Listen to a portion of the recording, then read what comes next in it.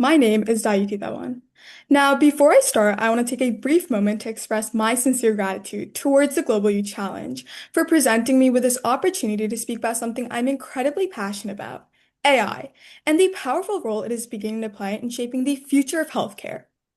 Artificial intelligence is rapidly becoming one of the most transformative technologies of our generation. Numerically speaking, 66% of organizations report productivity gains, and projections reveal a $15 trillion boost to the global economy by just 2030 with AI.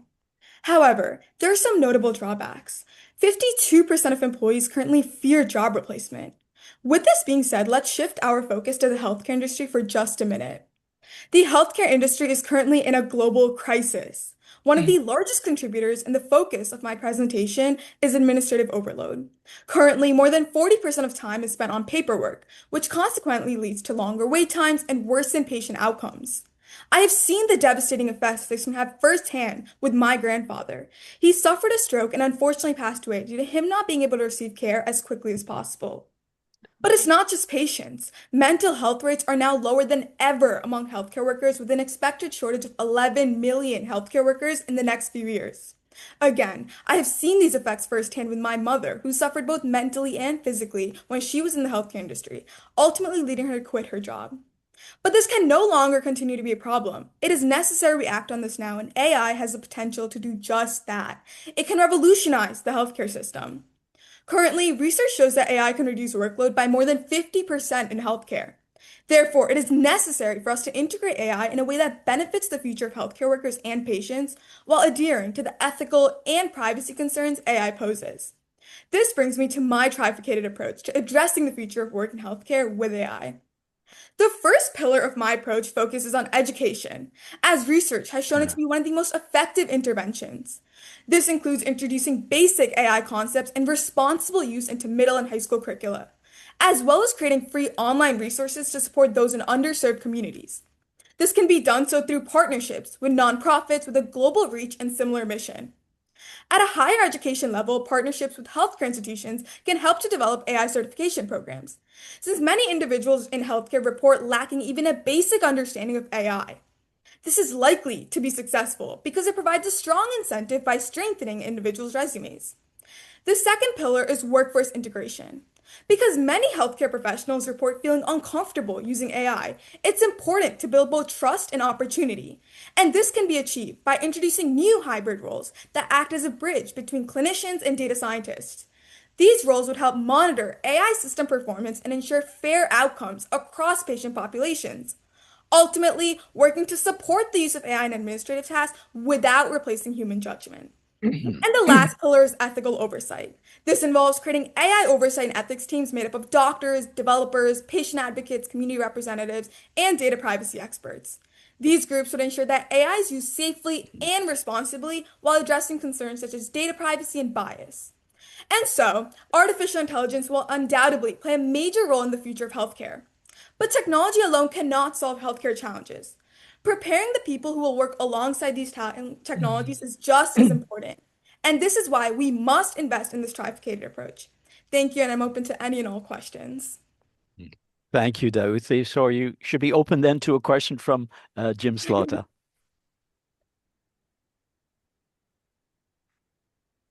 Unmute. Okay.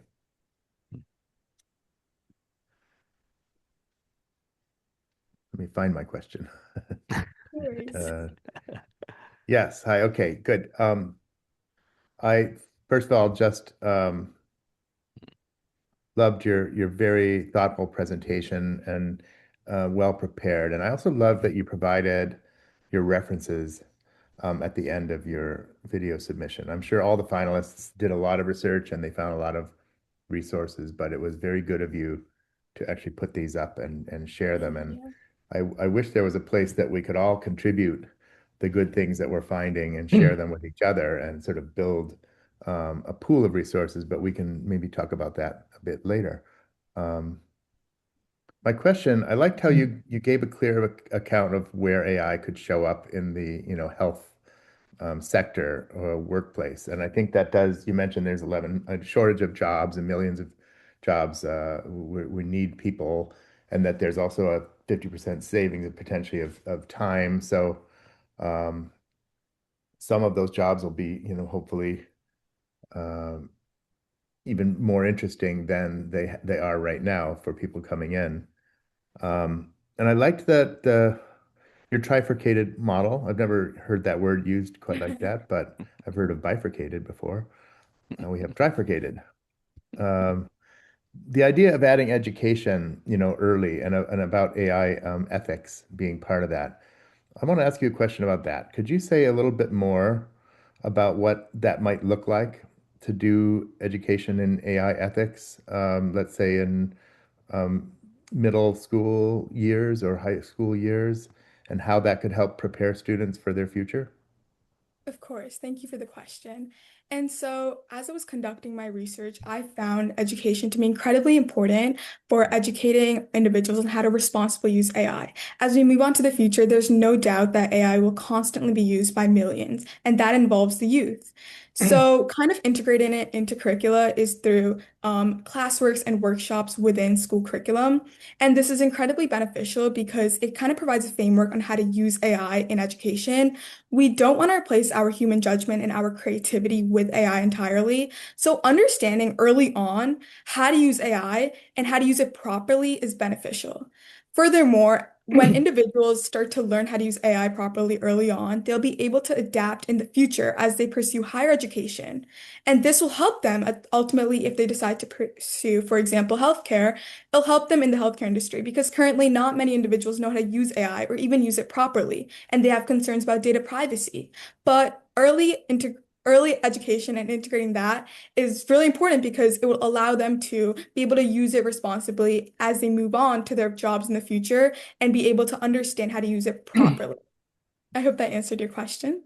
Not quite. So I want to push Okay. you a little bit more. Like I asked about AI ethics and how you could teach that to kids. I agree with everything you just said that using it and helping them learn how to use it responsibly is great and very important, and it will help them in their jobs later. We educators are quite concerned with ethics and AI, and you mentioned that in your framework and your Mhm. model. Like, how do I teach you that? Like, I agree, it's important to teach you that. What would that look like in helping a young person learn about the ethics of AI? There's Yeah, all kinds so of that, ethics issues with AI, right? mhm. I think that's a great question, and thank you for clarifying. I apologize. I think one way that I myself as a youth would benefit and learn about the ethics of AI is through real-world examples. There are countless individuals who have seen firsthand the devastating impacts that AI can have if not responsibly used.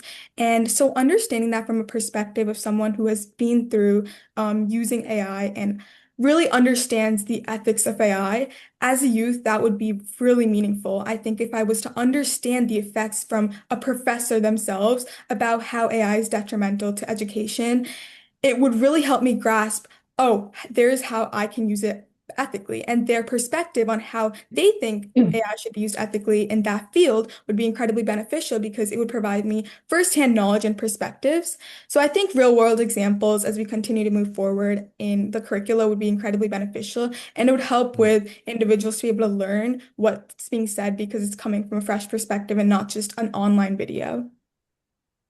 Okay, thank you. Of Okay. course. Thank you. Thank you, Jim.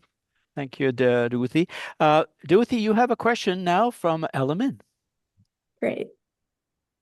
Hey, I thought you had a great presentation and really appreciated the perspectives you introduced about healthcare, especially because I know that's been mentioned a lot by previous presenters.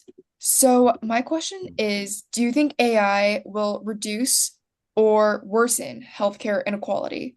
And what determines that outcome? Yeah, so I think that's a great question. I think currently research finds for AI to be incredibly detrimental to AI and healthcare inequities. We see bias in that.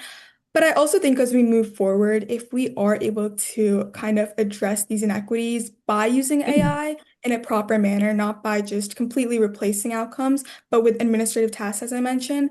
So essentially what research finds from the CDC actually is that when you use AI to help with administrative tasks, you allow for more doctors to reach more patients. And this can help with healthcare inequities because we know how bad the long wait times are and the devastating outcomes which consequently result from that.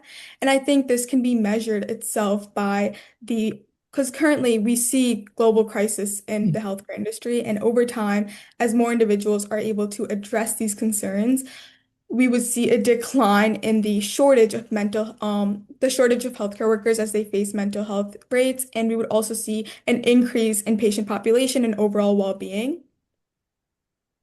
All right, thank you so much. Of course. Thank you for your question.